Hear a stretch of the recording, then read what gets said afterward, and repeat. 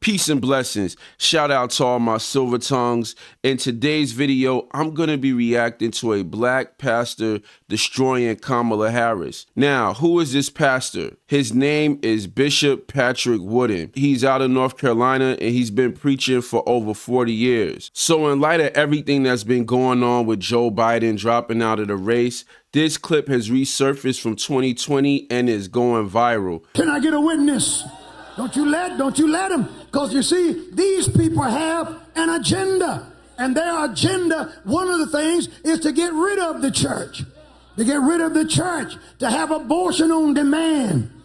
To the promotion of all things LGBTQ. You know, Kamala Harris, she's running for the vice presidency.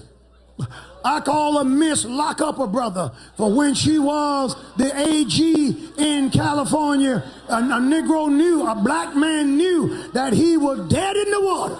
He was dead in the water. Matter of fact, you don't need a trial. You might as well go into jail if you appear before her, because she took pride in locking up black folk. And now all of a sudden she's trying to be sister girl. I'm telling you, check out her record. She locked us up left and right. Yes, she did. Yes, she did. Yes, she did. Yes, you did, Kamala, however I should pronounce it, you did. And now we're supposed to forget all that stuff. No, we're not going to forget how she was locking brothers up left and right.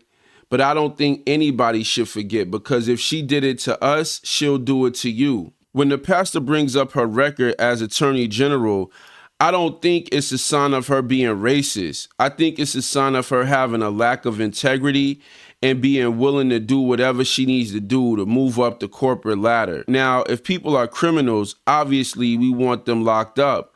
But the very interesting thing is that a lot of times these people create the policies that breed more criminals. And she boasted in California that she was one of the first. I got the tape queued, but my time's up today. One of the first, I showed you Thursday night, to perform a same-sex marriage. Y'all want to see it? You want to see it? Let it rip. Let the rings exchanged and the vows declared symbolize your commitment, sincerity, and affection. Yeah. And may your love never falter. May your love never falter. By virtue of the power and authority vested in me by the state of California, I now declare you spouses for life. Cut. Now that is who's supposed to deliver us. Now, are you crazy? I like what Maya Angelou says. She said, when the people show you who they are, believe them. That's Kamala. And let me tell you, anybody who's trying to turn America into Sodom and Gomorrah is not good for this nation. She's not good for the state, and she ain't good for black folk. We need husbands and wives. We need fathers. We need mothers. Men born male, women born female. We need real people. Ow! Somebody shout something to God. So that was the viral clip from 2020. And one of the things I want to say is this. I love Carolina people. You can always count on them to keep it straight.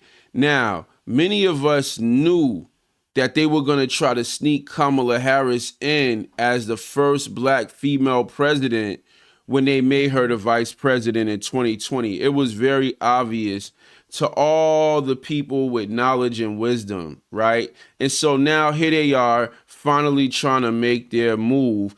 And it's important to know that we haven't forgot.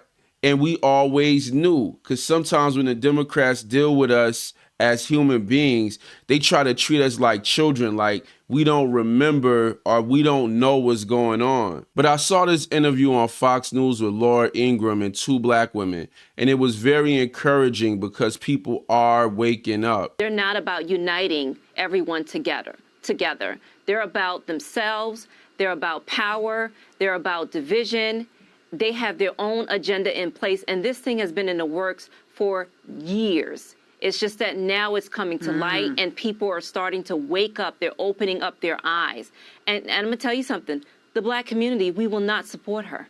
Nope. You know, they can try to race bait us. Nope. They can try to push the gender agenda in our community. And speaking of that, they're starting this pressure campaign for any black person or minority who is not considering voting for Kamala. You're going to look real crazy being on the other side of that line, particularly as a person of color, but really as anyone who claims to have any connection to the culture.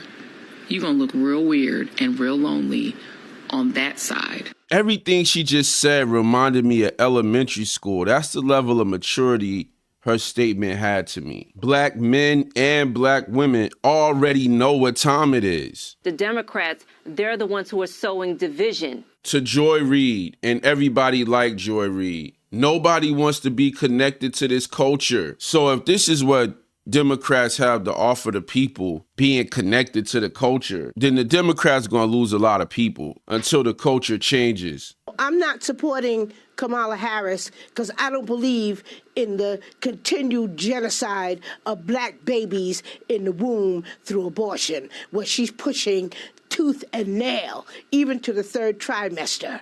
You know, I don't believe in that, and I don't support that, and I don't believe that most of the, especially black women in the black community, support that. So here's what I want to say in closing. During the interview, both of these women said that they were going to be voting for Trump instead of voting Democrat. One of the reasons why I'm a real problem is because I'm not going for none of the tricks. I'm not going for none of the bullshit.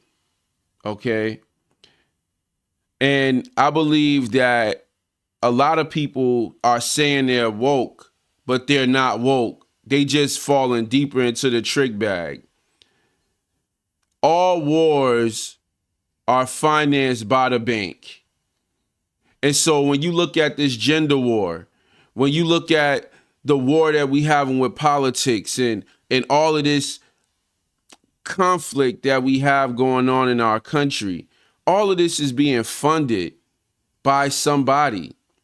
Now, let me say this, because I'm not sure if it's true or not, but there are rumors going around that Trump said that he would hire CEO Larry Fink and Jamie Dimon to lead the Treasury Department if he was elected for another term. Those are the motherfuckers that's really controlling everything. And if you think that by going over to Trump and not dealing with Kamala, like Trump don't have the same kind of money as BlackRock. Our president, the president in America, is only a figurehead now. For all of the people that are asleep, you still think the president means something. They put a president in for 4 years that was mentally incompetent to let you know that anybody could be the fucking president at this point. So I know a lot of people saying they woke, but I think a lot of people are still asleep and they just running from one place to the next. I do think that the first thing is God and becoming an ally with God. And then after that, I believe all good players of the game study their enemy. I think you need to study the devil and how these devils are moving. You need to study God because God is your teammate. And you also need to study the devil because people keep running from one trick bag to the next trick bag, saying that they woke, but really you sleep and you about to go into another coma. So that's all I want to say in conclusion. If you like this video, I have more videos very similar to this one. And I'm going to be doing a follow-up video on the Trump assassination and how BlackRock was tied in with that whole situation. It's some very interesting shit. It's very interesting. So click the link below. I have a video with Princella the Queenmaker talking about ideological subversion. She didn't know what the hell she was talking about, but what she brought up was very important. And so I took a deep dive on that so you could understand one very simple principle. Why is it that you can see something that's very obvious and is wrong, and you can tell somebody that shit is wrong, but they'll argue with you all day about it? You know, that's because of ideological subversion. So click the link below, check that video out, and I'll see y'all over there. Peace. If I had to vote for anybody, it would be RFK. The only problem with RFK is he talks too much out loud about how he want to dismantle the CIA and all of these other structures. And I'm glad that that's something that he wants to do. I just don't think it's wise for him to make that a part of his campaign.